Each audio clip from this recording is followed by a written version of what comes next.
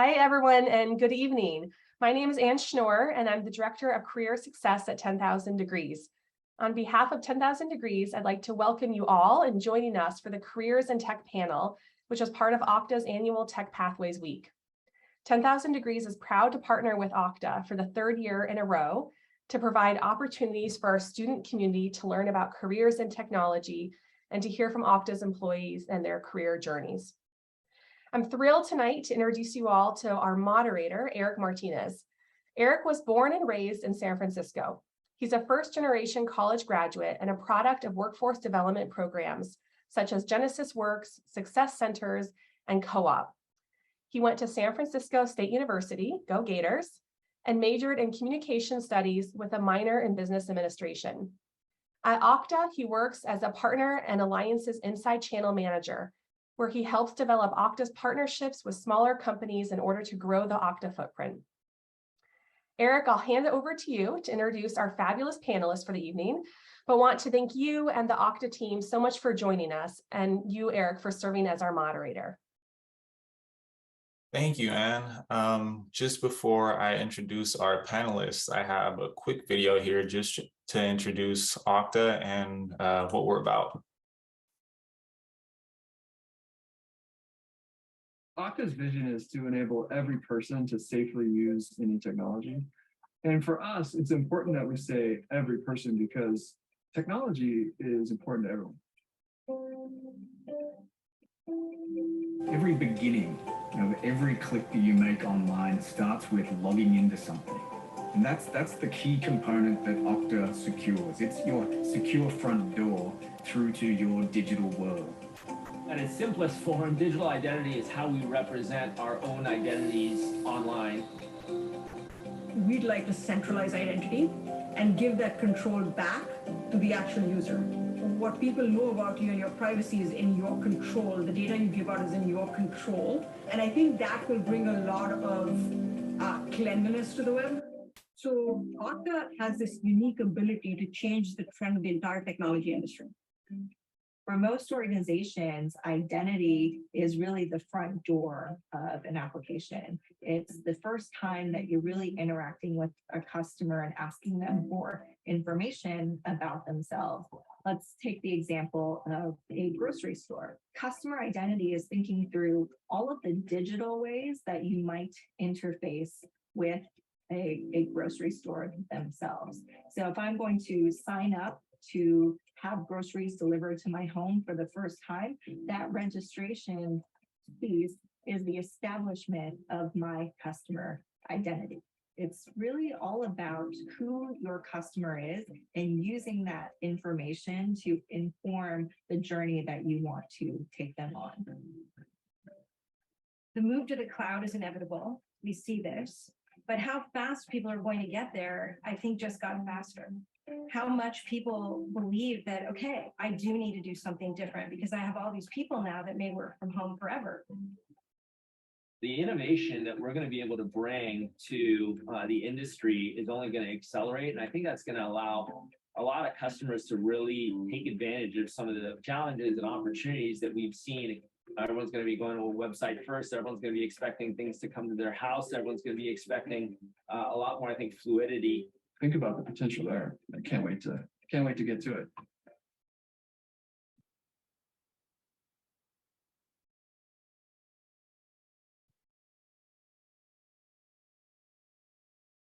All right, so now that you guys have a brief intro to Okta, I wanted to introduce our panelists, which are Alyssa, Vidya, Samuel, and Mamadi.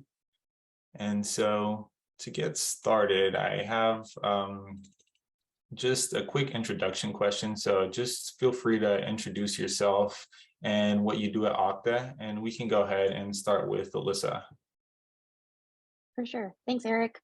So hi, everyone. I'm really happy to be here with you all today. My name is Alyssa Joseph.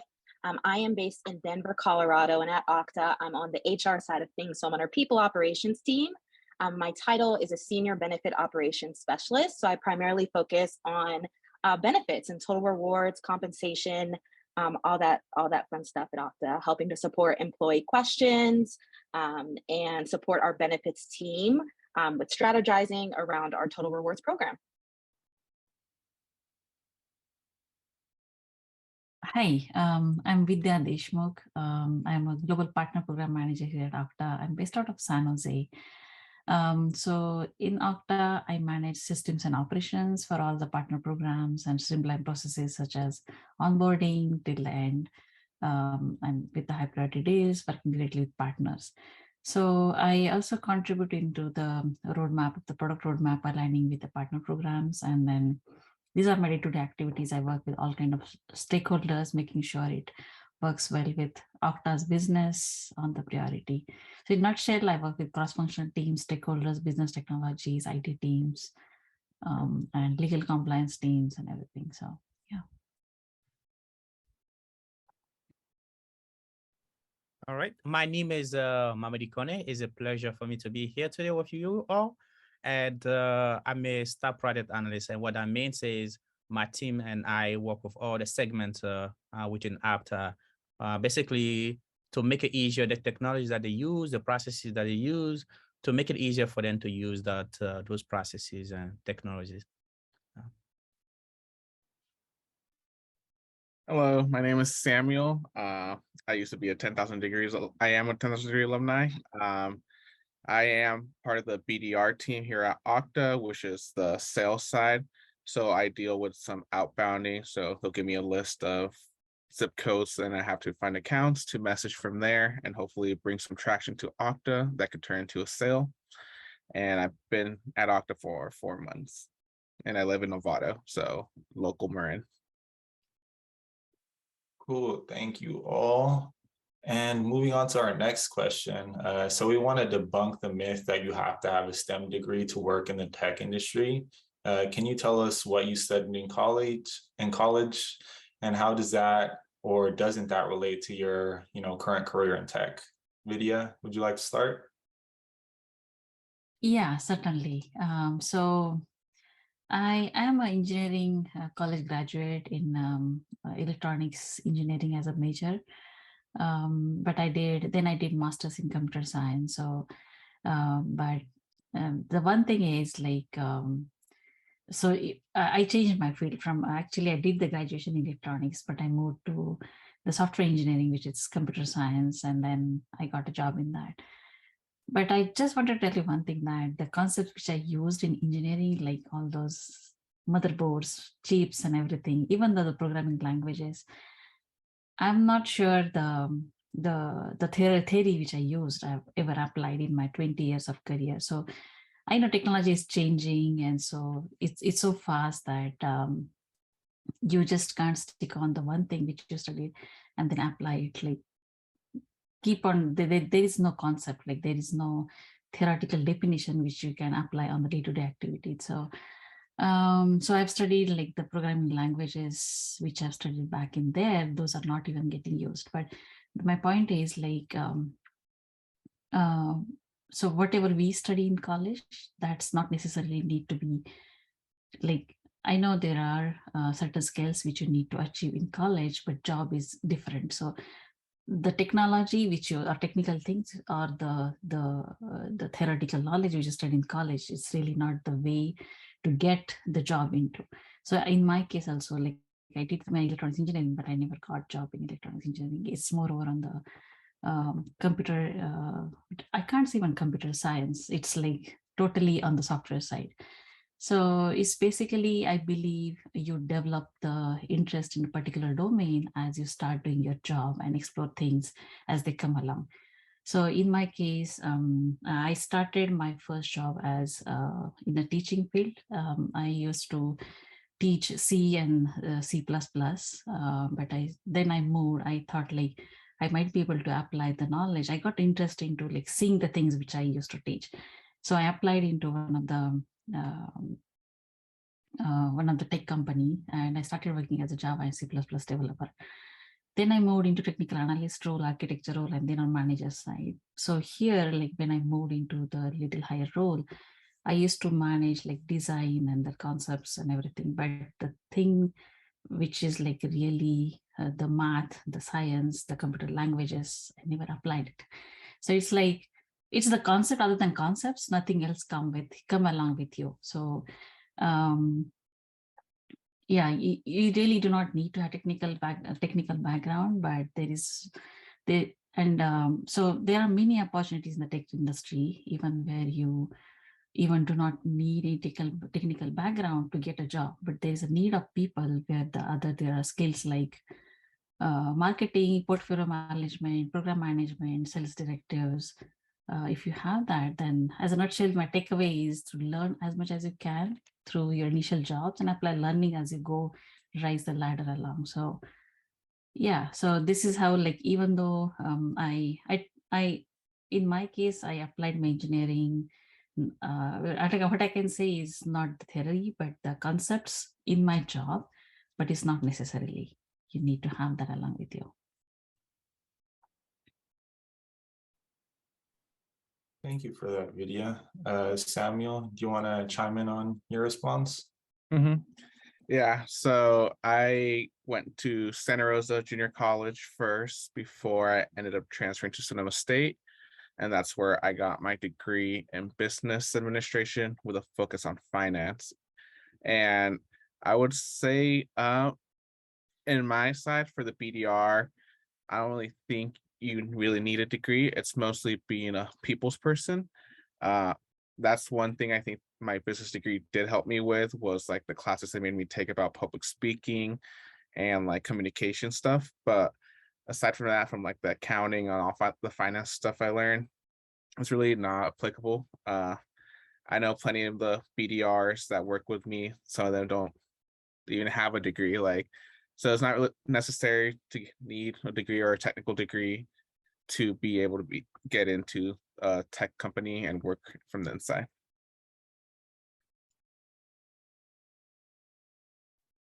Mamadi, what about you? Yes, so the short answer is, does one need a technical degree to get in the tech field? No, but does one need to be curious? Yes, if you wants to be successful, yes. And that's even beside the tech field.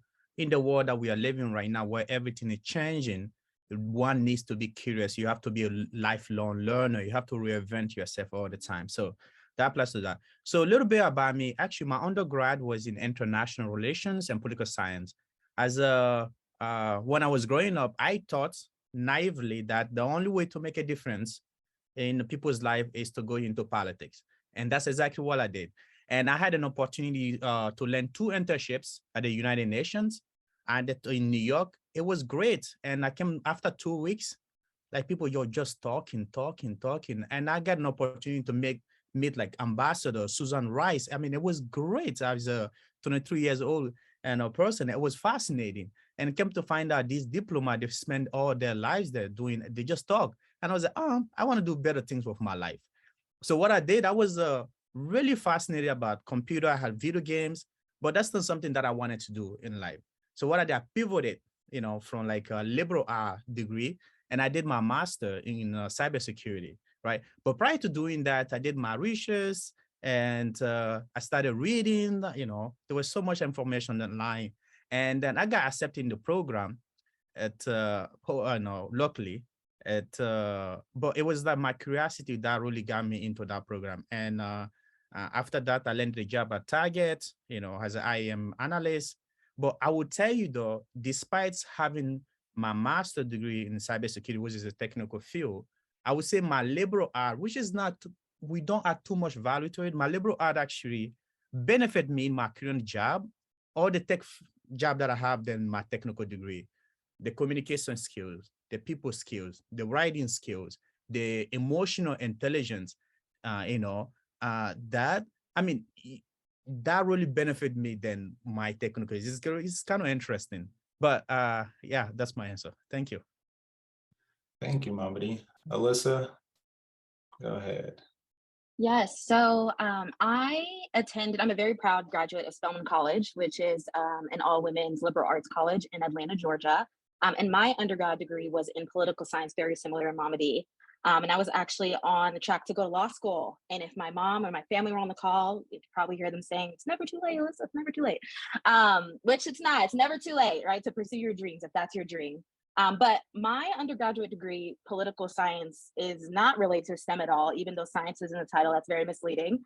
It's really all about the theory and the practice of government systems and politics within the United States and internationally, which was great. It's something I really enjoyed learning about. But in the end, I decided not to pursue the law school track, to kind of just explore what opportunities existed for me as I thought about potential jobs and things like that.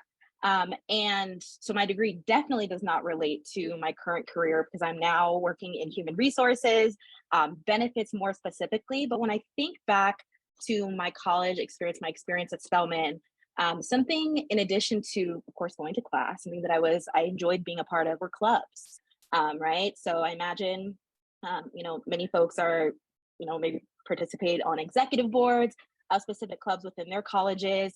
And there are a lot of soft skills, right, or transferable skills that you can also get out of being a part of those clubs, whether you're an executive board member or not, right? Think about the different activities you might put on as a part of that club, whether you're fundraising, right, or hosting one of those fun like restaurant events, right, where you have to get people to come, right? So marketing, teamwork, collaboration, right? Even thinking about one of my least favorite things, if I could say that, but one of my least favorite things part of college was peer groups, right? Coming together to do a group project, right? But even within group projects, right, there's a lot of learnings, teamwork, collaboration that you can pull out, and that directly, right, correlate to life in the working world. Communication, your leadership skills, going back to the club example as well. So I say all that to say, there's a lot of other skills outside of, right, what you study. There's a lot of other things that you do in college that directly relate to a job. Yeah, thank you for that, Alyssa. That was a great answer. And also, just to chime in and give my 2 cents here, I was a liberal arts major as well, as Anne mentioned at the beginning, major in communications with a minor in business administration. So didn't really have too many hard skills coming into the industry. Really, I feel like a lot of the hard skills can be taught, and you can learn on your own if that's the route you want to go down. But ultimately, it's your attitude, your drive, and really your hustle to try to get into the industry, because it can be difficult to get your foot in the door. And that's one of the reasons I'm sure a lot of us here on the panel are doing this, to make sure that we don't just shut the door behind us, but bring some folks in along with us and share our experiences, as we have broken into the tech industry now and are trying to give back to folks who are now in the position that we found ourselves in at the beginning. So for our next question,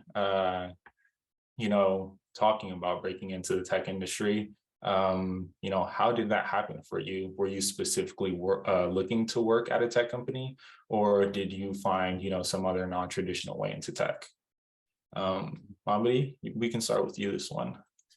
Yes. So for me, actually, luckily, it was because of my master's degree, and I did my master at the University of Minnesota, which is a renowned university in the Midwest. So having that on my resume, that helped a lot. Secondly, too, with my master's degree, I was surrounded by VPs, directors that came back to school, not only to refine their technical skills, but also to learn more about leader skills, because the degree was comprised of technical skills, but also developing leadership skills. So it was to my connections with my cohorts and also my degree that helped me, land my first job at Target.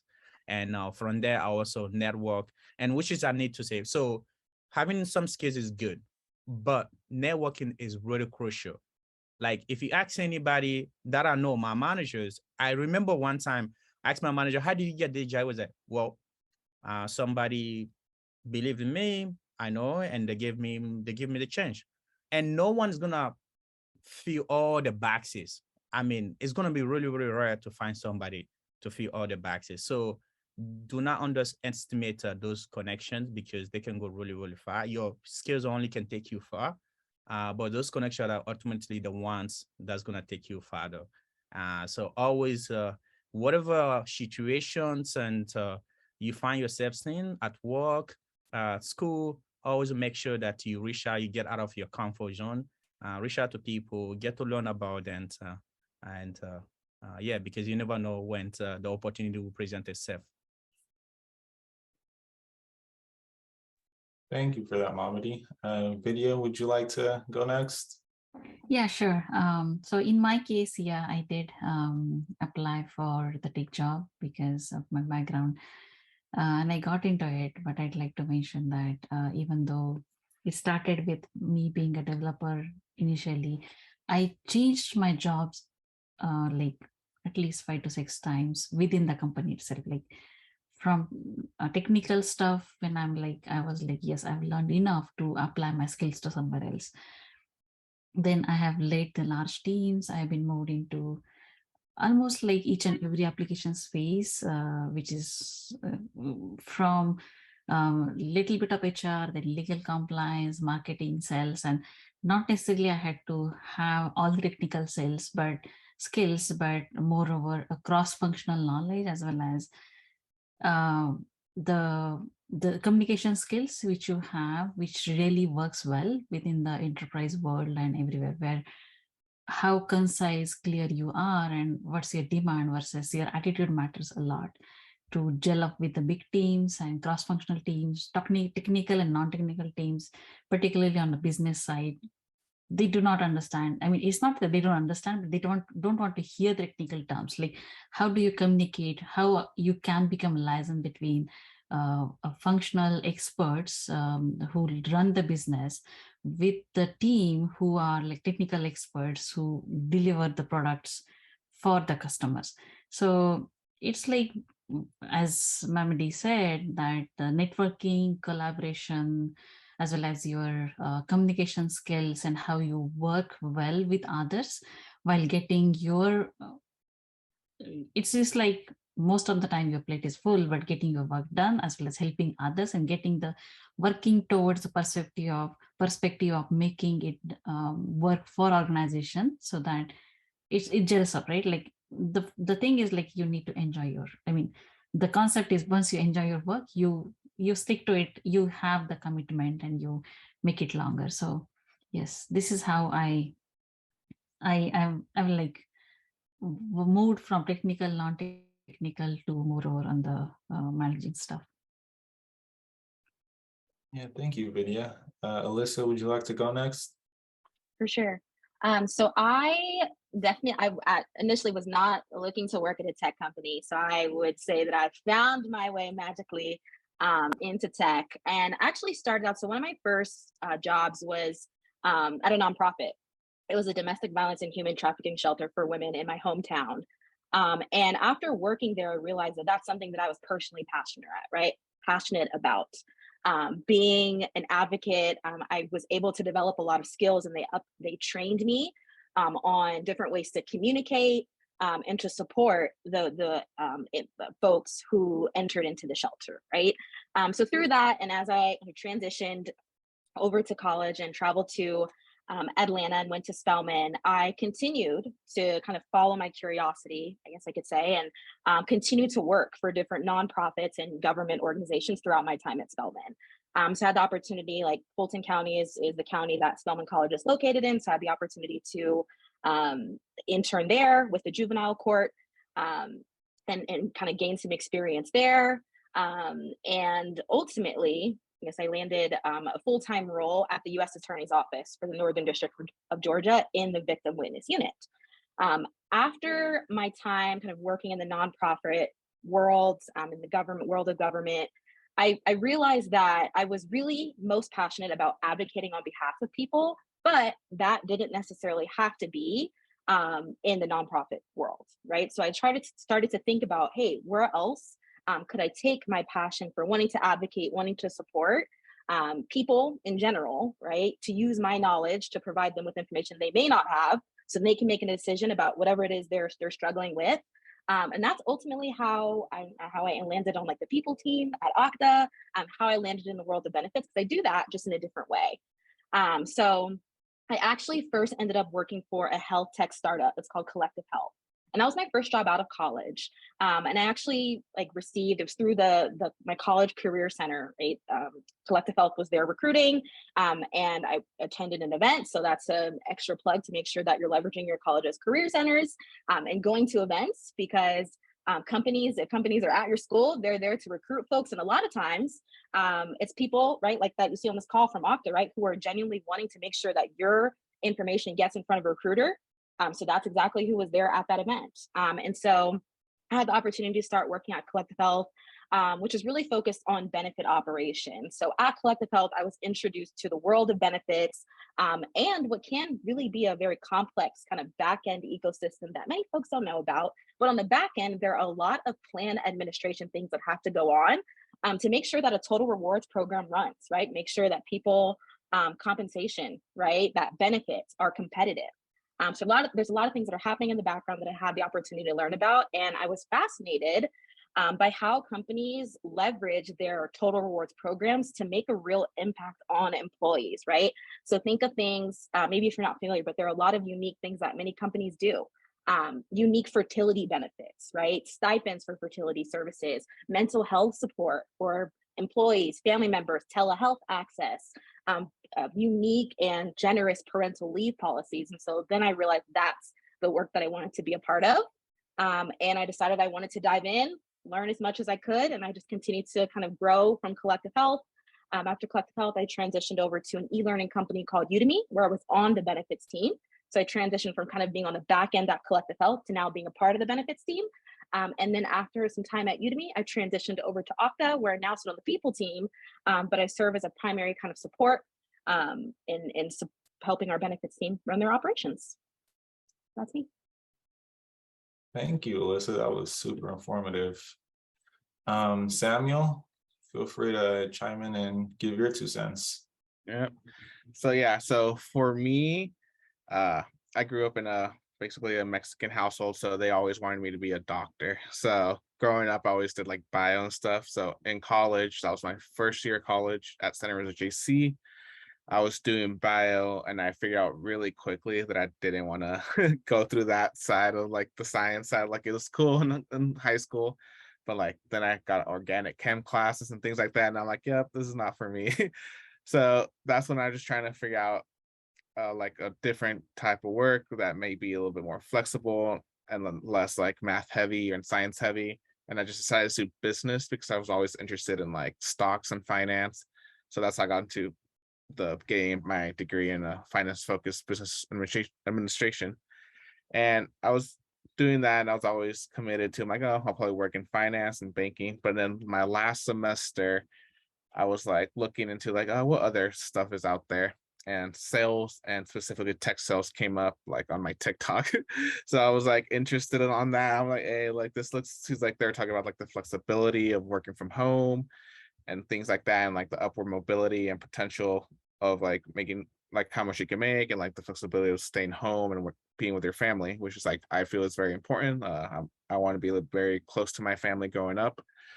So I just started looking and like looking up for companies, and it appears like 2 weeks after, I'm like, I want to look into tech sales. 10,000 Degrees had a tech pathways with Okta. So that's how I found out about Okta. And that's where I met Rochelle Zamani, who's the BDA manager that focuses on like the sales side for people that may not necessarily have sales experience. And I just waited patiently. She told me April or March still have openings. The moment I saw that opening, signed up, told her, messaged her on LinkedIn, hey, like I signed up. And then that's how I got to Okta, basically. Yeah, I love that story, Samuel. Thank you for sharing. And you know, just knowing that there are so many industries and fields that you can go into, reflecting on your own experiences, why should students consider working within the tech industry? Alyssa, if you want to start this one, feel free. Sure thing. So I think I have 2 things that come to my mind. The first is that I think depending upon the type of tech company, and when I say type, I'm talking about like the stage, right? Is it a startup? Is it a super large company?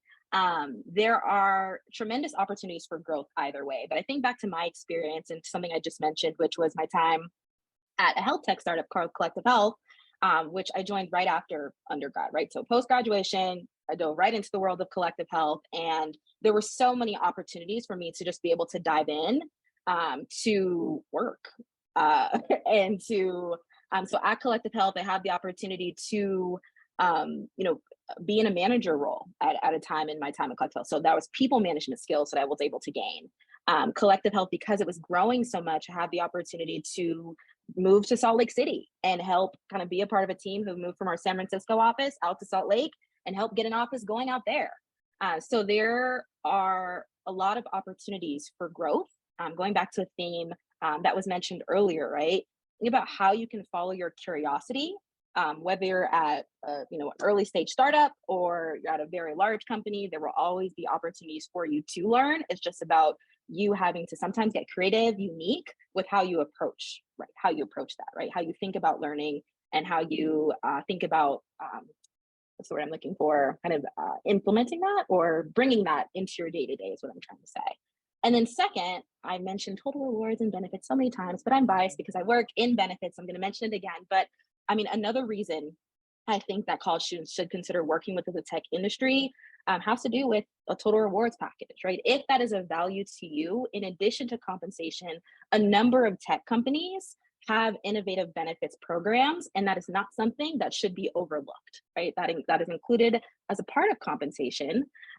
They can provide support to you as an individual. They can provide support to your family members where applicable, and it's oftentimes at no cost to you. So that is an additional benefit that it's a perk. It can be really beneficial. And so just to reiterate, it's definitely not something that should be overlooked and something I encourage everyone to explore as you're thinking about what your options are, to make sure that you're looking at, hey, if you're looking and exploring a specific company, make sure you are looking at their benefit offerings, right? A lot of companies are competing for talent, undergraduate talent included. And so those types of benefits and perks, they're negotiable, number one, and they're often public facing. So you can go to Google.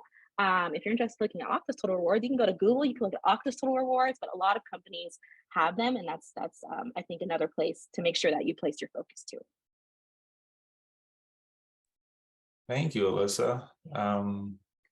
Vidya, would you like to go next? Yeah, sure.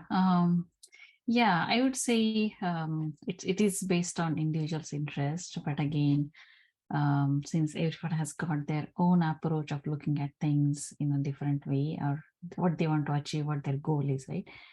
But then I would say there is a need of good technical people who have a mindset of flexibility in working, exploring the new stuff, having some innovative ideas, or enjoy working with the people who enjoy working with like mindset of people, like technology.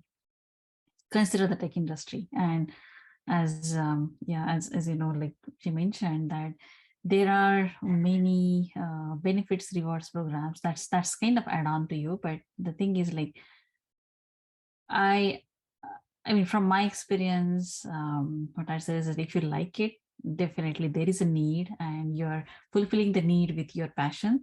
So definitely go for it. Yeah, so because if you like to innovate, analyze, even like if you have that skills of debugging things, fixing the things, making it useful for the community or the enterprise world, it's there for you. Like there is a lot of need, so go for it. Technical industries like always looking for the talented people, the good having technical skills people. So yes, I would say. Thank you, Vidya. Mm-hmm. Samuel, do you want to go next? Mm-hmm. Yeah, so why should you look into tech? Well, for me, how I decided to go into tech was when I was weighing my options. I'm like, finance, I'm like highly regulated, like everything's like they have like what you do, corporate ladder, and they have like everything planned out for you. But for me, I'm not that kind of person. I like having like a little bit more flexibility, and tech is somewhere where you get that flexibility. Like with the products like Okta, like it's always innovating. And that's like with every company basically in tech industry. They're always growing. They're always like innovating their products. They're constantly learning, which I need. Like, I don't think I could just stick with one product. Like I always like learning. So that's like a big thing. Like if you always want to be a continuous learner and then just figure out new things or be part of like something big that affects many people. Like Okta has multiple companies that have multiple customers or workers. Like it's a bigger impact, I feel, working in tech to the people around you. And also, like I mentioned before, like the flexibility, like a lot of them have like hybrid systems now where you could come into the office. Like I go in once a week, but then most of the days I stay at home. I get to see my little nephew in the living room, like between little breaks. I can see my mom every day.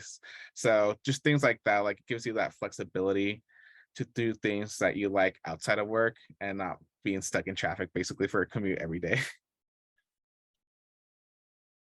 Yeah, for sure. I like your answer, Samuel. Mamadi? Yes. So I hear once that somebody say that every company nowadays, almost every company is a tech company. They don't know it. Like going to grocery store, shopping, like everything that we do, like this company collect data, they analyze data, and they build their product and services to serve their clients or customers, right? So from my perspective, I think being the tech field is very, very rewarding, right? One is like, I think you guys, I'm going to build on to everything that the panelists said, Alisa, Samuel, and Vidya. So it's the learning opportunity. Second is the flexibility. Third is also the opportunities to move from one field to another field. Let me explain. So for me, when I first started, I was like identity and access management analyst, which was really technical. So I moved from that to be an admin. I moved from that to be a business analyst. I moved to that to be a lead, right? And I moved to that now I'm in the product. I'm analyzing product. So I do feel like that's only easier in the tech field where you can move from different field to to another field. And also the learning opportunity, at least from my experience, I'm a lifelong learner. I'm really curious. So it really, things are changing all the time. In the Apta case, for example, I work for Apta and an Apta where, we are always changing. We are always getting requests from the business to change this. And tomorrow we say, oh, we're not doing that anymore. And it really pushes you constantly to better yourself, to be on your feet, to be that critical thinker, right? To improvise all the time. So for me, that's a skill that is worth having, right? And also the flexibility part is, well, in my case, I work out of Minneapolis, Minnesota. I don't have to be in San Francisco. I can grab my laptop to go to Paris and visit my uncle and just work out of that, So, I mean, you cannot beat that, right? I don't know if I was in another field, you have to go to the office. So, to recap, I guess, is the learning opportunity, always being challenged, and then working with people that are constantly challenging you, right? And secondly is that, flexibility. And thirdly is the opportunity to move from one field easily, from a product manager to be engineer, from engineer and vice versa. So if you have those three, I would definitely encourage everybody to at least check it out. If you don't like it, don't like it. Yeah. Thank you, Mamadi. That was a great recap. And just to throw my 2 cents in there as well, being 100% honest, the earnings potential is pretty massive in comparison to almost any other industry that you're looking at. So if you want to go into tech and look to make 6 figures, you can do that within a couple of years, as long as you're doing, a good job in whatever role you're in for the most part. So if you come from historically marginalized background, or you're the first one to go to college, then those numbers seem kind of crazy, but they're definitely achievable in tech. And that's one thing to keep in mind is a lot of us have never seen that kind of money before until we came to the tech industry. And next question. So what advice do you have for students as they consider joining a company? And how do you assess if a company or an org is a good career fit? Samuel, would you want to start? Mm-hmm. Yeah, for me, definitely communicate with the companies that like have like panels like this, like at 10,000 degrees. That's how I got to Okta. Like I found about Okta. I enjoyed listening to the panelists. I could tell it's a very inclusive culture. They have very different backgrounds. I'm like, hey, that looks like somewhere I would like to work.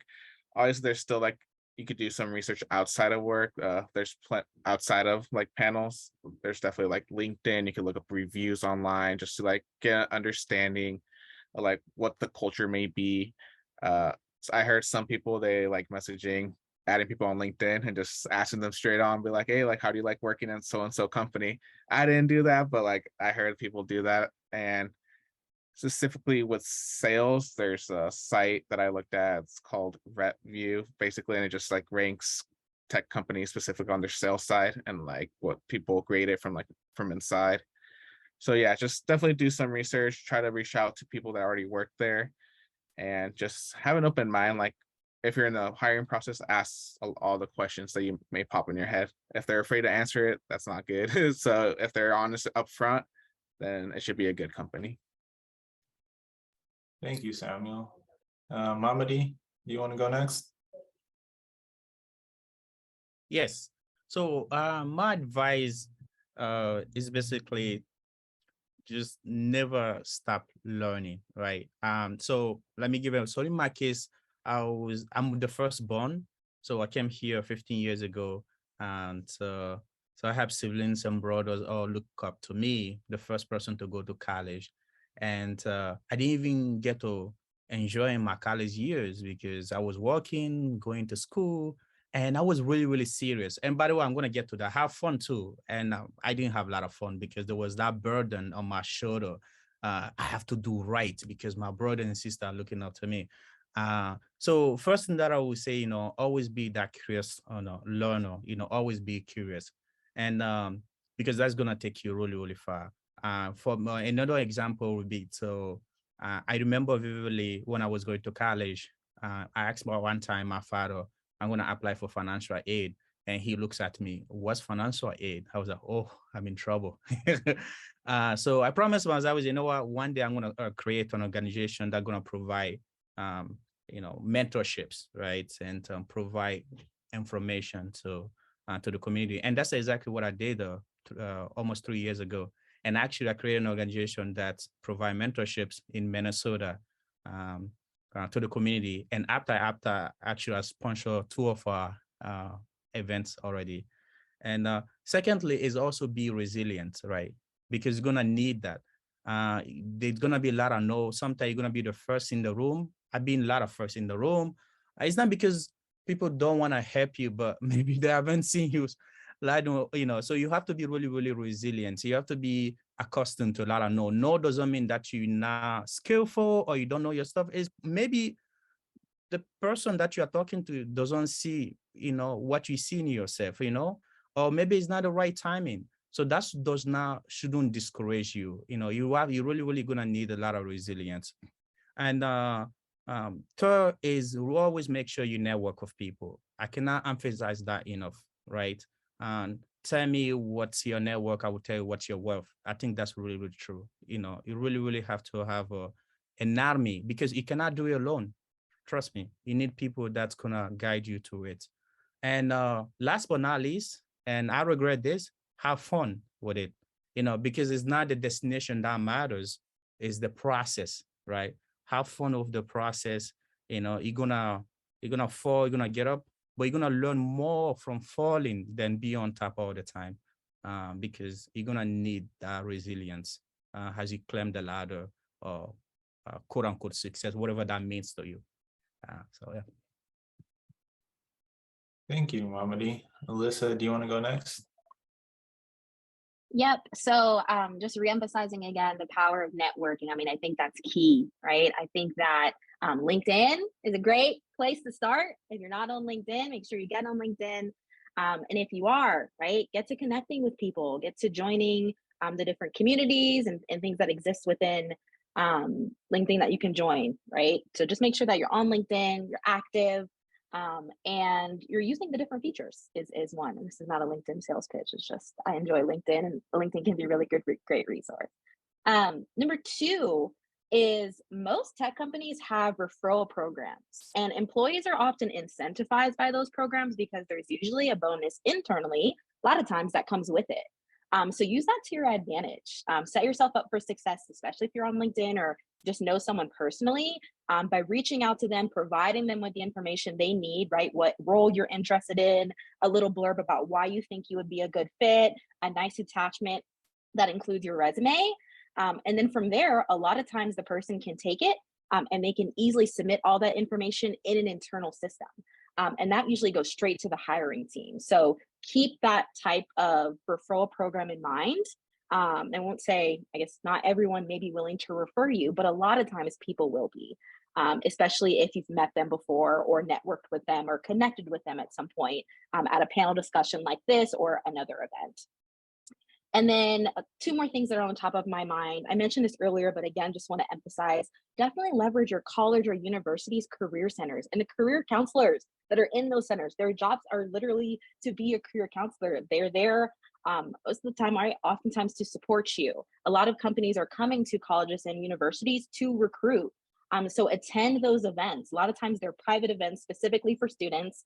As someone who works in HR and also someone who has been to college campuses to go to those types of events, I'll be honest, at some events I've been so shocked by the turnout and just kind of the number of students who didn't necessarily show, especially at career fairs, because I'm literally there to collect resumes so that I can review them and literally get them in front of our recruiting team, which is going to be a great way for your information to get to someone at the company who can actually do something with it, right? Push your application along. So definitely make sure that you're attending those events and just being strategic about the events that you do attend, showing up as your best self, whatever that looks like it means to you, right? Bringing copies of your resume, always being prepared with that information so you can pass them out like flyers, make sure people have them. And then lastly, a lot of companies, Okta included, have employee resource groups and other company communities internally. And those can also be a really great way to network and make connections within a company. I remember that when I started at Okta, when I was working for my last company, Udemy, that's one of the first places I looked, right? I was on LinkedIn, I was on asking my recruiter different questions about the types of ERGs that existed within those groups. I guess just kind of a special anecdote about my experience with my Okta recruiter. She was very willing to connecting with people internally who I could have a direct conversation with about their experience. So don't be afraid to ask those questions as you're going through the interview and recruiting process.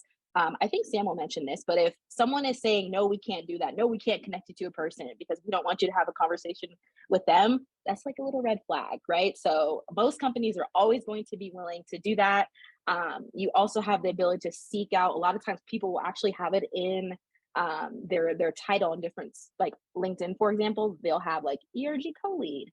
And things like that. So that can also be a great way to know, for example, identify as a woman, right? So if I wanted to seek out like the women at Okta ERG, I could probably easily do it by searching on LinkedIn, finding people who have that in their title or who have posted about an event that maybe women at Okta put on. Thank you, Alyssa. Vidya, what about you? Yeah, so yeah, in addition to where you received all three advices, really to answer what advice do you have for students by consider joining any company? I would say I would look for a job description first and see if that motivates you to join the company and understand your job duties, because job duties may vary from time to time as you start working in the company, but the which side of the company you're joining, either marketing, sales, HR, web technologies, ITs, that really matters, especially in the tech companies, because the team which you're working with, which you're going to work with, really plays a good role and increases your commitment or the duration with the company. Second thing is get in touch with somebody who is already working in the company and understand the opportunity of growth and see if it fits good into your career path as for where you want to go. It might vary from time to time, but revisit and follow the path where ideally, like there is nothing ideal actually in a career path. When you grow along, you just need to, I mean, based on my experience, if you know, and if you're happy with what you're going to be working with and working on, which doesn't matter which technology, but which domain or which side of the, because there are various departments in the company, in any tech company. So it's always good to have that information beforehand, before even entering into the company, rather than when you enter and see like, no, this is not working out.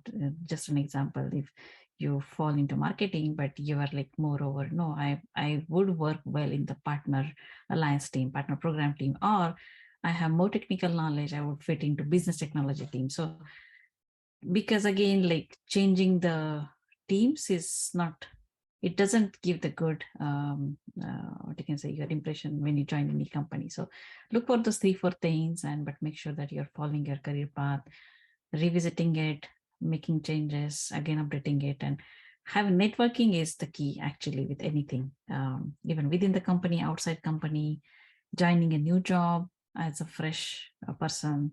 So yeah, these are some key features I would like to stress on. Thank you, Vidya. And I know we're getting close to time, so maybe one last question. What do you wish you had known when you were a college student? And or, if you have any advice for some of the 10,000 college students, what would that piece of advice be? Alyssa, do you want to go first? Yes. So I think the biggest piece of it, or the main piece of advice that comes to my mind, is that you do not have to have it all figured out, right? It's in college, especially, you can get, I think it's easy. I know I did. It's easy to get bogged down with like, oh, this person's doing that, and this person got a job there, and they got flown out, all this stuff. But your career journey is yours. So go on that journey at your own pace, whatever that looks like. It feels a certain way, whatever that means to you.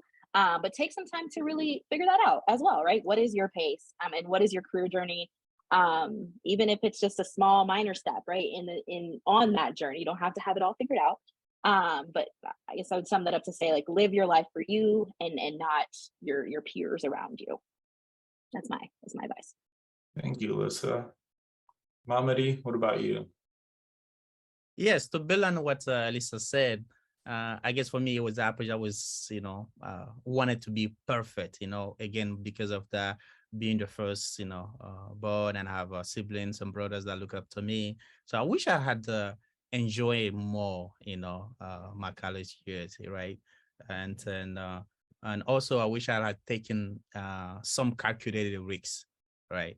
Because I wanted everything to be perfect, get good grades and don't get in trouble, don't go out too much, but if I had to say, I will probably go out a lot more. So yeah, is that don't take it too seriously, have fun with it, just not too much fun. And also take a calculated risk. Don't stay in this little bubble, because if you stay there, you're not going to learn. You have to get out of that. I hear one time that, lifestyle lifestyle at the end of your comfort zone. So get out of that comfort zone, because that's when growth starts. Yeah, my answer is basically this combination of what Mamadi and Alyssa said. For me as well, I was like, I'm first gen, so I always wanted to be perfect through college and like high school. So yeah, just have fun. At the junior college, I didn't really join any clubs, and then I told myself I would once I got to Sonoma, and then COVID happened. So I kind of got screwed there. So I wish I would have had more time just to have fun, meet new people. And that's like a reason why I liked Okta. Like I'm getting to meet so many new people. One of my buddies, they have Okta has like a soccer team, like for the companies, and they play other soccer teams in San Francisco. So he told me to come with him tomorrow. So I'm like, okay, I'll come out just to meet new people and have fun. And I feel like that's like the big thing with college. I think meeting new people is something important. Thank you, Samuel. Vidya, what about you? Yeah, I think what I wish I knew. Your degree is a having degree is good, but it's not like a baseline for everything, right? So Don't get me wrong, but having a piece of paper can open you the doors to the good companies and vibes. But just because you have learned the theoretical information in school doesn't mean you can apply it in real world, right? Like same way, like if you learn a new language, like consider Spanish class, that won't make you conversationally fluent in Spanish just by attending some quizzes and the test, right? You have to go out of your way and talk to Spanish people for months, and not years, but to make it happen. Similar way, if you get a computer science, that doesn't mean you can really get to write very well Canvas programs and your app will be like, outside world accepting it. You need to take some time, some initiative to go out of your way and build skills for your profession.